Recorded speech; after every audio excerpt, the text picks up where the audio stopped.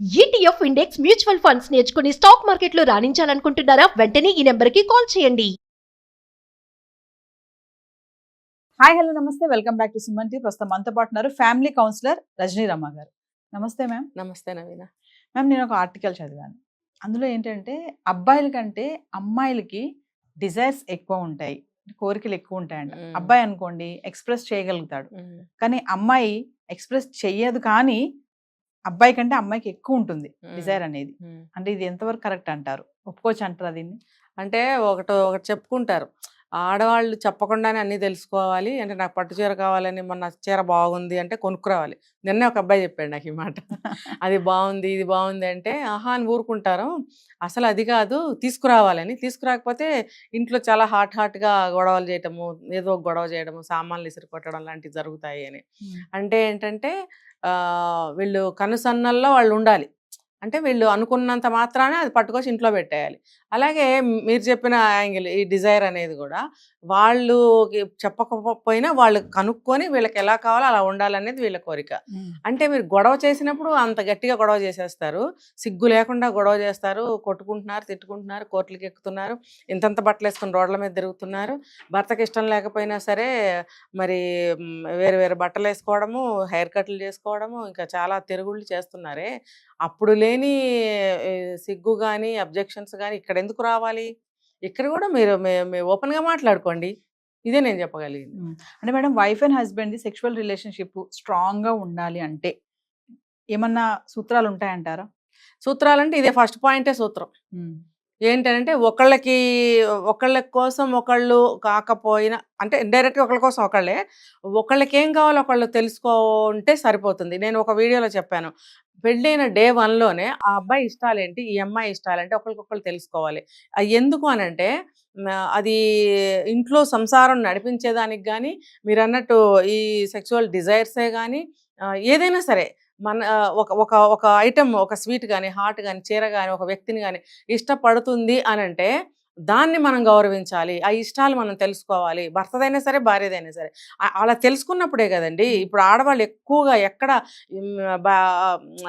ఏమంటారంటే ఎక్కడ వాళ్ళు అప్సెట్ అవుతున్నారు, ఎక్కడ మమ్మల్ని వీళ్ళు అర్థం చేసుకోవట్లేదని బాధపడుతున్నారు అని అంటే ఈ పాయింట్ మీదే బాధపడతారు. నా మనసులో ఉన్నది నువ్వు గ్రహించాలి బై, నువ్వు దేవుడు అయిపోవాలి నిమిషంలో. అంటే సహజంగా కొంచెం గ్రహించగలిగితే మంచిదే.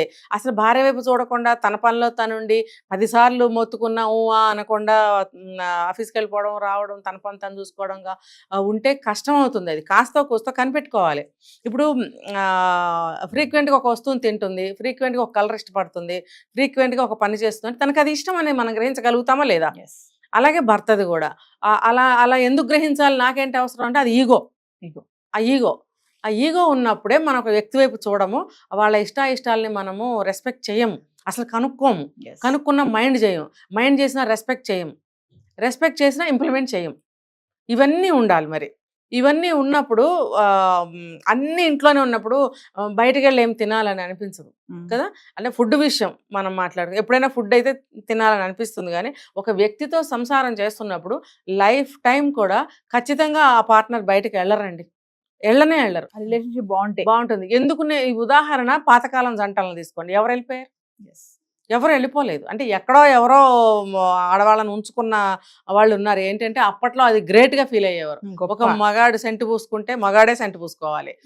మరి వాడు ఒక అమ్మాయి దగ్గరికి వెళ్ళాడు అంటే అమ్మో ఆయన గారు ఉంచుకున్నావిడ, ఆ ఉంచుకున్నావిడ మీద కూడా గౌరవంగానే మాట్లాడే రోజులు, ఆ రోజులు వేరు. ఇప్పుడు రాజులు పోయారు, రాజ్యాలు పోయాయి, అటువంటి కాలమే వెళ్ళిపోయింది. ఇప్పుడున్న కాలం వేరు, ఆ కాలం వేరు. అప్పుడప్పుడు అక్కడక్కడ ఉండేవారు, ఇప్పుడు ప్రతి కొంపలో జరుగుతున్నాయి ఇలాంటివి. దానికి ప్రికాషన్ ఏం తీసుకోవాలి? ఇప్పుడు నీ మొగుడు ఎక్కడికైనా వెళ్ళిపోతే నువ్వు సహిస్తావా? సహించలేవు.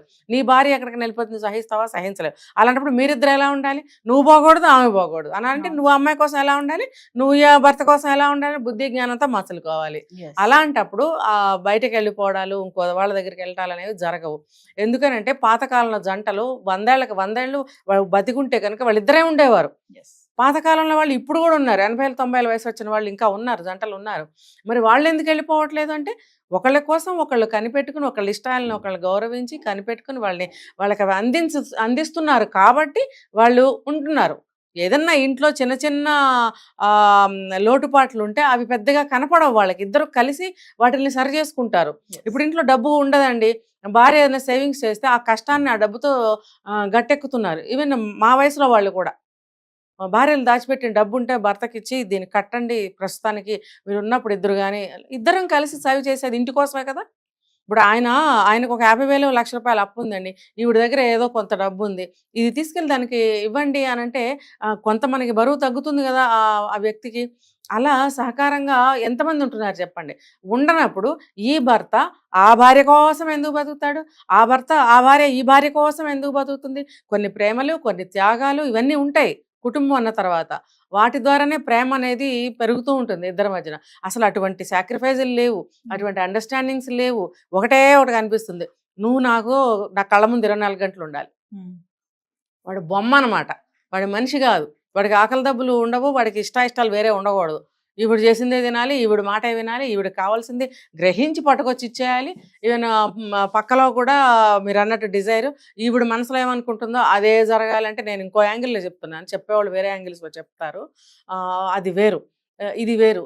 అంటే మీరు అడిగారు ఒక క్వశ్చన్, ఎలా లాంగ్ టైం ఇలా ఉంటున్నారంటే దీనికి కారణాలు నేను చెప్పుకొస్తున్నాను. అంటే ఇంకొక యాంగిల్లో కూడా నేను చెప్తాను. ఫస్ట్ ఇది ఇలా ఉన్నప్పుడు ఒకళ్ళ మీద ఒకళ్ళకి ప్రేమ పెరుగుతుంది, ఇష్టం పెరుగుతుంది, ఈ కోరికలు అనేవి కూడా చక్కగా సాగుతాయి. ఇంకో యాంగిల్లో చెప్పాలి అని అంటే దానికి ఇంకా బుక్ రీడింగ్ చేయాలి అబ్బాయిలందరూ, లేకపోతే అటువంటి సెషన్స్కి వెళ్ళాలి. వెళ్తే కనుక ఎలా స్టెప్ వైజ్గా వెళ్ళాలి అనేది వాళ్ళు చెప్తారు.